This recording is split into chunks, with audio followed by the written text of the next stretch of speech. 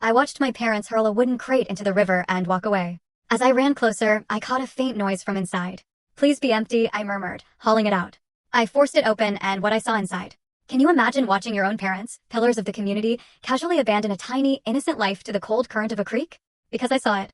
And what I found inside that wooden box shattered everything I thought I knew about honor, family, and the people who raised me. My name is Mason Beaumont, and I'm 31 years old. Right now, I live in a tiny apartment in Nashville, spending my days with a camera, chasing fleeting moments, a sunset, a child's smile, the breeze through the trees. It's a quiet life, unbound by names or reputations. And honestly, after what I've been through, that's exactly what I need. But living like this isn't always easy, not when your last name is Beaumont. That name, it's been a boulder on my shoulders since I was a kid. I grew up just 30 minutes from here, in Franklin, Tennessee. Our home wasn't just a house, it was a sprawling estate, white columns, gardens manicured like a masterpiece. People called it the Beaumont legacy, a symbol of wealth and, more importantly, reputation built over 3 generations. My father, Harrison Beaumont, was the king of that kingdom.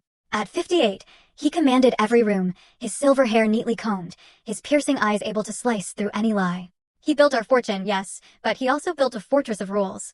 How we dressed, how we spoke, how we breathed, everything had to be perfect, a reflection of the Beaumont name. My mother, Beatrice, was equally flawless, always elegant. Every gesture, from lifting a wine glass to smiling at charity galas, was a performance. She was beautiful, undeniably so, like a figure from a classical painting. But beneath that perfect veneer, I saw a quiet fear in her eyes, fear of disappointing my father, of cracking the image we'd so carefully crafted.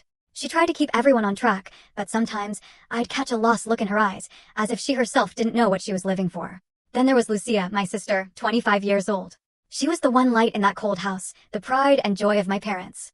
Golden hair that caught the sunlight, clear blue eyes, a smile that could melt stone. They raised her to be the perfect Beaumont woman, intelligent, graceful, capable of turning heads. But I knew Lucia didn't want to be a polished statue on display. She loved painting, the freedom of a brush on canvas. These were dreams she only dared whisper to me late at night, after the house had fallen asleep. Lucia was the only one in that family who made me feel a flicker of warmth, a trace of genuine love amidst the rigid formalities. The Beaumonts were Franklin's elite. Every Sunday, we'd be at church, impeccably dressed, smiling for the local papers. We hosted charity events, sponsored cultural gatherings, hailed as the model Southern family. But behind those iron gates, things were far from perfect. Every meal was a ritual, conversations meticulously curated, as if a single wrong word could bring the whole world crashing down.